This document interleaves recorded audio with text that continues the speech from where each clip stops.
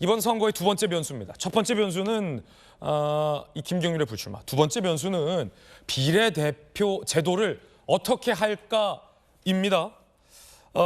민주당이 병립형 비례대표제로 회귀하기 위해서 이 비판을 받는 것을 부담을 줄이기 위해서 전당원 투표에 붙인 것 아니냐.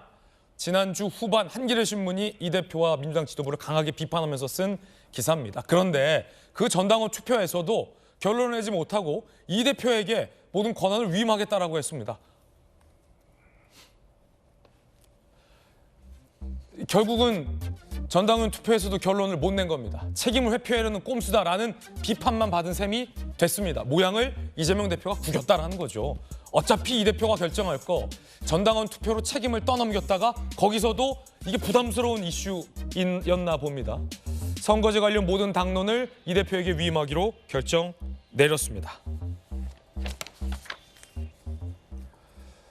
선거가 70일도 안 남았는데 키를 쥐고 있는 제1 거대 야당 민주당이 비례대표와 관련된 선거제를 어떻게 하겠다라는 입장을 결정하지 못하고 밝히고 있는 것은 매우 무책임한 일이다라는 비판이 도처에서 제기되고 있습니다. 이 전당원 투표에 붙이는 꼼수까지 했는데도 결정을 내리지 못하고 있는 겁니다. 결국 이 대표가 본인이 대선 공약으로 병립형으로 돌아가지 않겠다라고 못 박았는데 지금 이 대표가 내심 병립형으로 돌아가고 싶어서 대선 공약을 파기하지 못하고 이러지도 저러지도 못하고 있는 건 아니냐라는 조간신문의 비판이 많은데요. 한동훈 비대위원장이 이 지점을 파고들었습니다. 그 당대표하기 참 좋을 것이라며 민주당으로 갈 걸 그랬다. 이렇게 밝혔는데요. 들어보시죠. 민주당이 선거제 당론 정권을 시장에서 말하기에 대표한테 위임하기로 했는데 그 당 대표하기 참 좋을 것 같아요. 저는 민주당 갈 거 그랬어요. 정치하기 너무 편할 것 같아요. 뭐라고 얘기하더라도 얼마든지 말을 바꿔도 되고 그거 본인들 공약 아니었던가요? 핵심 공약이었던 것 같은데요. 국민들이 그거 모르실 것 같습니까? 좀 기본적인 부끄러움을 알았으면 좋겠습니다. 지난 총선 기억하십니까? 소수 정당의 정치 진입의 문을 열어주겠다라는 대의 명분은 어느새 까먹고 위성 정당을 만들고 소수 정당 중에 참칭 정당들과 총선이 끝나고 세력을 합하면서 연동형 비례대표라는 대의 명분을 정말 헌신짝 버리듯 내팽개쳤던 모습. 이 현행 제도를 유지하자니 국민들 보기에 부끄러웠을 것이고 원래 제도대로 돌아가자고 보니 본인의 대선 공약 파기라는 것이 부담스러웠을 겁니다. 그래도 선거가 얼마 안 남았는데 이렇게까지 무책임해도 되느냐? 김명주 의원님 어떻게 보십니까? 그렇습니다. 그런데 이제 제가 결과적으로 보면 이제 새로운 미래의 창당까지를 좀 보고 결정하자. 결국에는 이재명 대표나 민주당의 최근의 어떤 결정은 지극히 실리형 아닙니까? 예. 결과적으로는 지면 뭐하냐? 이기는 선거.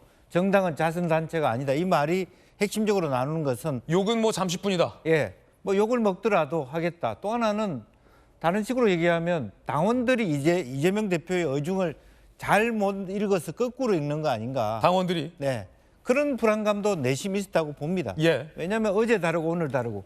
예를 들면 지금 제3지대가 잘 나가고 있었을 때 민주당이 갖는 공포는 병립형으로 갔을 때 병립형의 거의 몰표로 양당으로부터 제3지대가 비례대표 의석을 싹쓸이할 가능성도 있다고 보여집니다. 어제의 상황은 쪼개지는 분위기란 말이에요.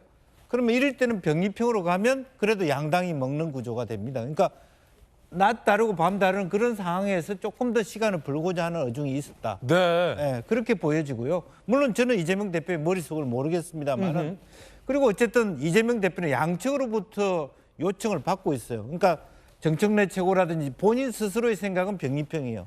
그러니까 당 밖에는 유인태나 김부겸이나 이런 분은 또 뭐 당내에서도 마찬가지입니다만 다당제의 길을 가야 된다. 우리 당의 기본적인 노선은 이것이다. 그리고 솔직히 얘기하면 당 밖의 시민사회라든지 좌파 블록은 다당제의 길로 가야 된다고 보는 거거든요. 조국 전 장관도 이 제3 세력과 연합해서 200석을 만들자 이렇게 말한 바 있죠. 예. 그래서 본인 스스로도 사실은 양가적 선택 사이에서 고민할 수밖에 없는 네. 상황이기 때문에 어쨌든 그것을 그냥 어차피 전공법으로 할 것 같으면 당원들 투표라는 그 이야기 속에서의 후폭풍이 더 크다고 보고 결과적으로는 지금 상황 같으면 욕을 먹더라도 병리평으로 가는 길을 갈 수 있지 않겠냐 그런 생각이 듭니다. 병리평이 뭐고 준연동형이 뭐고 헷갈리실 겁니다. 오늘 저희 동아일보 논설 주간인 정용관 주간이 아주 흥미로운 칼럼을 썼습니다. 함께 보시죠. 날카롭게 칼럼에서 비판하고 있는데요. 이재명의 주판화의 정치에 휘둘리는 47석 비례제. 정용관 동아일보 논설실장이 칼럼을 썼어요.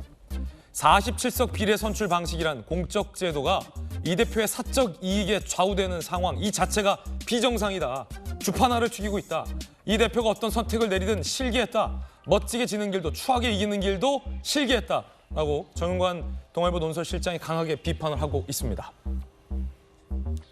박성규 대변인님, 병리평으로 돌아가게 되면 이 대표가 원하는 예측 가능한 비례의원 공천이 가능하기 때문에 그렇죠. 안정적인 이 대표의 리더십이 보장된다는 장점이 있고 이 병리평으로 돌아가게 되면 원래 하던 대로 하면 양당이 비례 의석도 많이 확보하기 때문에 예상이 가능하겠죠. 예. 그런데 지금의 현행 제도를 유지하게 되면 장단점이 좀 있을 것 같아요. 이 대표 입장에서는 장점은 이 조국 등등 제3지대의 민주당의 우호적인 사람들의 문을 열어줘서 이른바 우호군을 많이 형성할 수 있다는 건데 한 가지 단점은 그 사람들을 어떻게 믿냐.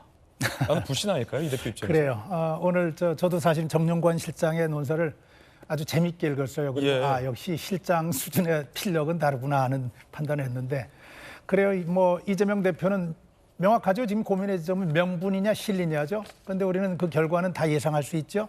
이재명 대표는 무조건 실리를 챙기는 사람이기 때문에 그리고 이제까지 이재명 대표가 공약을 하고 약속을 한 것들이 수도 없이 많았지만은 본인에게 이익이 되지 않고 본인에게 시에 손해가 된다고 생각하면 주저없이 버렸고 네. 그리고 거기에 대해서 일말의 부끄러움을 가지지 않는 사람이기 때문에 저는 뭐 이건 분명하게 이재명 대표가 실리를 추구한 쪽으로 간다고 봅니다. 그러면 그거는 어떤 제도냐면 권역별 병리평 제도예요. 권역별 병리평 제도는 많이 받는 쪽에서 많이 가져가는 것인데 네. 근데 이 부분에 이제 하나 그렇게 예상을 하면서도 짚고 싶은 게 있어요. 그 지난 대선 때인가요? 그 이재명 대표가 비례대표제와 관련해가지고 이런 얘기를 했었어요. 자기의 평생의 꿈 가운데 하나가 다당제를 위해서 선거를 개혁하는 거다. 제도를 다당제가 되도록 선거 제도를 개혁하는 게 자기의 꿈이다. 예. 그래서 비례를 강화하는 것이 그건 나 평생의 꿈이다. 다당제를 위해서 이 얘기를 굉장히 강하게 했단 말이에요. 평생의 꿈이라고까지 했군요. 그 평생의 꿈이라고까지 표현했으면 이분 정치 인생의 대부분을 걸어도 될 만큼 가치가 있는 것인데 네. 그 부분에서 지금 주저하고 있는 것이거든요. 왜냐하면은 지금 앵커께서 말씀하셨지만은 지금의 제도로 계속 준연동형 제도로 가게 될 경우에 거대 양당을 제외한 제3당 소수 정당들이 진입할 수 있는 가능성은 대단히 높아져요. 그리고 분위기만 좋다 그러면은 그 소수 정당들을 활용해서 소수 정당들이 민주당의 우군 역할을 하는 국회의원 구성을 할 수 있는 가능성도 높아져요. 지난번 선거 결과 그랬죠. 그렇죠. 근데 여기에 이제 하나의 중요한 변수가 있어요. 이번 선거가 지난번처럼 민주당의 압승으로 끝나지 않을 경우에 또 하나는 지난 선거 소수 정당이 위성 정당이었었죠. 한선교 그때 당시에 이제 야당의 그 위성 정당의 대표 역할을 맡았던 이분이 나중에는 호락호락하지 않았어요. 야당 원래 자기 친정집의 얘기를 잘 듣지 않고 자기 정치를 하면서 그 문제가 컨트롤이 안 되는 상황이 벌어졌었어요. 이른바 위성정당의 배반. 그렇죠. 이게 뭐냐면 이재명 대표는 누구나 다 알듯이 지금 사법 리스크를 지고 있습니다. 다음번 선거가 어떻게 구도가 짜여지고 원 구성이 어떻게 되느냐에 따라서 예. 국회에서 본인을 방어할 수 있느냐, 본인에게 유리하게 가느냐, 불리하게 가느냐 하는 데서 결정적인 힘을 기대하는 그런 마음일 수밖에 없는 거예요. 그런데 만약에 제3당들이 많이 등장해가지고 명분 좋게 다당제는 이루어졌는데 그 3당이 자신의 의지대로 자신의 이익을 위해서 움직여주지 않는다 그러면은 이거 명분은 좋았는데 본인으로서는 정말 낭패스러운 상황이 더 벌어지는 거죠. 아마도 이재명 대표는 지금 그것을 가장 크게 걱정하고 있을 것이고 저는 뭐 오늘 내일 사이에 빠르면 오늘 결정한다고도 들었는데 이재명 대표는 이것저것 따지지 않고 본인에게 도움이 되는 쪽으로 결정을 할 것이다 그렇게 예상을 합니다. 자, 결국 봉숭아학당이라는 비판까지 나왔습니다. 그 다당제 제3당 지역에서 말이죠. 미래대연합 어제는 전당원 투표로 결정하겠다더니 오늘은 이 대표에게 모든 권한을 이름한다. 민주당의 선거제 논의 과정 봉숭아 학당을 방불케 한다라며 미래대연합은 이 대표를 봉숭아 학당으로 비판했습니다. 조금 전 한동훈 비대위원장이 이러지도 저러지도 못하고 있는 이 대표와 민주당을 강하게 비판했는데요. 조금 전 한동훈 비대위원장 비판입니다.